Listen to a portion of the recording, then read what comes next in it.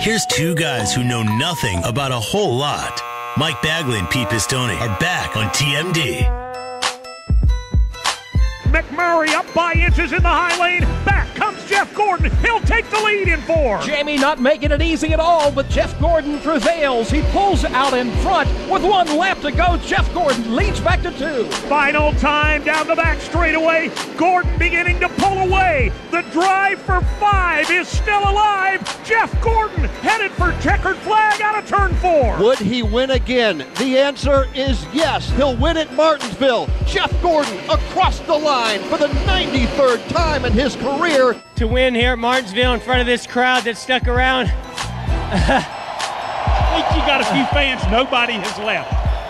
I tell you, there's no greater feeling for a race car driver than to pull up to victory lane and have that kind of reaction from the crowd, that reaction from my team, and to have my family come up. This is unbelievable. That's how it sounded November 1st, 2015. That was the 9th Martinsville and the 93rd and final win for Jeff Gordon, who is with us until the top of the hour here on the Morning Drive. Welcome back. So, Jeff, when you hear that play-by-play, your victory lane celebration, what are the mental snapshots that come into your mind, and what are your thoughts about that day right there?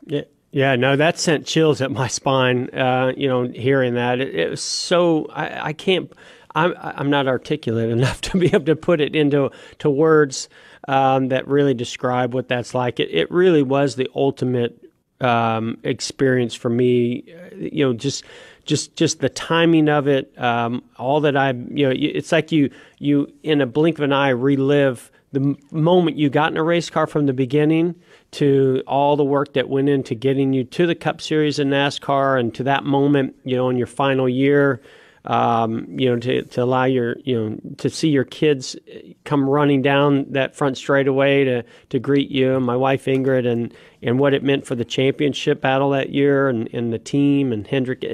And then the fans. I mean, there's no other experience you have anywhere on the circuit where you're that close to the fans and you get to feel the energy from the fans. And whether, it just seemed to me like that day there were more than just Gordon fans, loyal Gordon fans that were, kind of sticking around as a part of that moment. And that really meant the world to me, still does. And I've said it. That will be the greatest victory in moment of my racing career. Well, listen, I got news for you, and I've never told you this before, but that win that day, that was for win one for the old guys. That because you were on your way out, right? That's when all the youngins were just coming in here, and that was that day that us older dudes were like, my man. Thank you, Jeff. Thank you for winning one for us. Speedy, you know what I'm talking about. Well, I just remember, thank God for the camera light, or we'd never see you down there when in the darkness that was happening. Well, it's crazy because if you were watching at home, right, they can do amazing things with the filters on these cameras, and it looked like it was still, 3 o'clock in the afternoon on TV. But from, like you said, if you were there, or if you were inside the car, and what really made me realize how dark it was at that time, besides watching the brakes glow off of the other cars, is the pace car lights or the lights, around the track that, like the caution lights. Mm-hmm. Those things were blinking so bright that they were blinding me every time I went by them, under any caution or behind the pace car. It was insane. And I was glad. Hey, I was glad that they kept it going. I wanted to run every single lap. I'm glad we did. You obviously created a lot of Martinsville memories. Hendrick Motorsports has had the worst of times, and they've had the best of times around Martinsville. We all used to think Charlotte was the Hendrick Motorsports track. You live right around the corner, basically, from Charlotte Motor Speedway. But how important is Martinsville to the overall organization and to the drivers within it? So, we are we haven't started the full planning process yet, but we're coming up on Hendrick's 40th anniversary. Will be next year. And so, when you start really, and even when I came into this role as the vice chairman, I wanted to not only, really look back on my own experiences at Hendrick, but look back on all the experiences at Hendrick. And so when you bring that up, immediately what comes to my mind is the very first victory for Hendrick Motorsports happened at Martinsville. And if you talk to Rick Hendrick, he'll tell you that was a pivotal moment for Hendrick Motorsports in continuing to be in the Cup Series. So to me, Martinsville has a lot of history on the track that has a lot to do with Hendrick Motorsports' history, the sports history. But then you also take the tragedy, that happened there, and it's just a location in the track that stands out for good and for bad. But it's Martinsville is a place that is embedded in our hearts, and so now when we go back there, it's not just about winning and continue to collect clocks. It's doing it to really honor those that we lost as well. So yeah, Martinsville is a very, very special place for all of us at Hendrick Motorsports. Jeff, I wanted to get a barometer from you about the race team now going into Martinsville this weekend, this season. But let's start with the guy who hasn't been here, with Chase Elliott. What's the status of Chase? How's his recovery going? And is his return on the horizon for him? Yeah, I think it's going really well. He's been working hard, and from everything that I hear, the healing process is going as scheduled. It's a week by week, I'd say, decision now based on doctors and how he's feeling. I'm every week I'm hopeful with my fingers crossed that this is the week, and I think that's kind of where we're at. So it's possible it could happen this weekend. It's possible it could happen next weekend. It's possible it might be the week after that.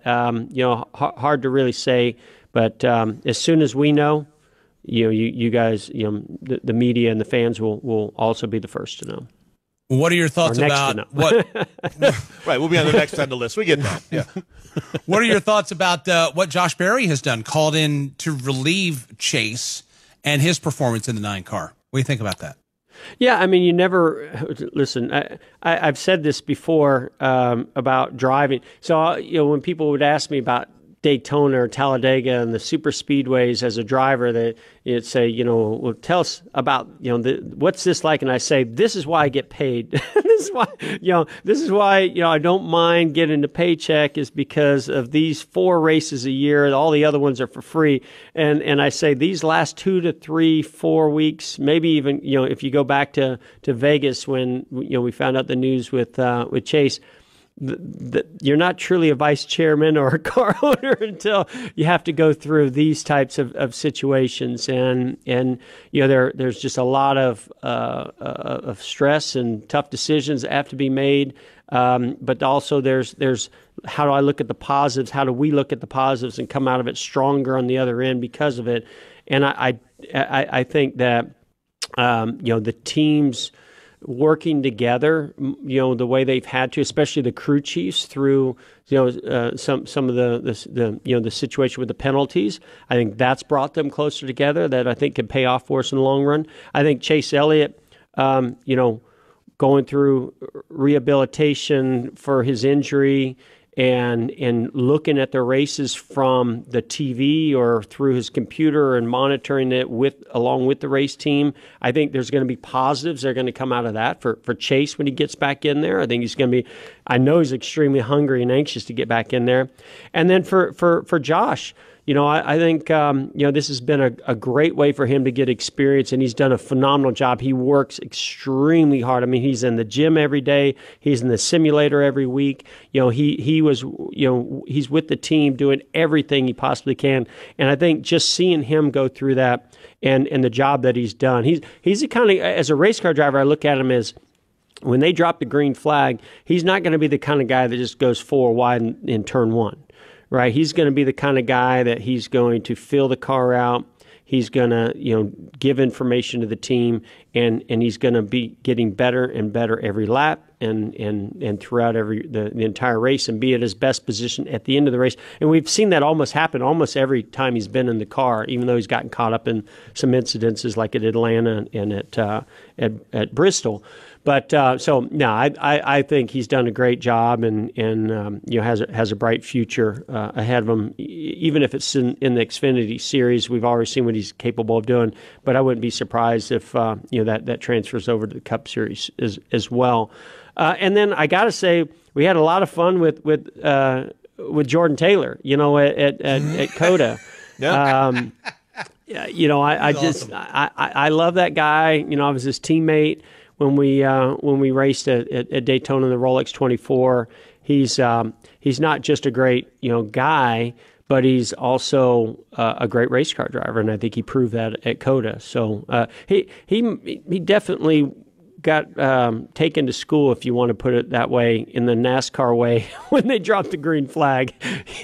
I saw him after the race, and his eyes were wide open. He's like, man, I've never been knocked around and run into and disrespected so much in my entire life. So I hope he gets another chance to come back and do an event that's not quite as crazy as that Turn 1 is at COTA.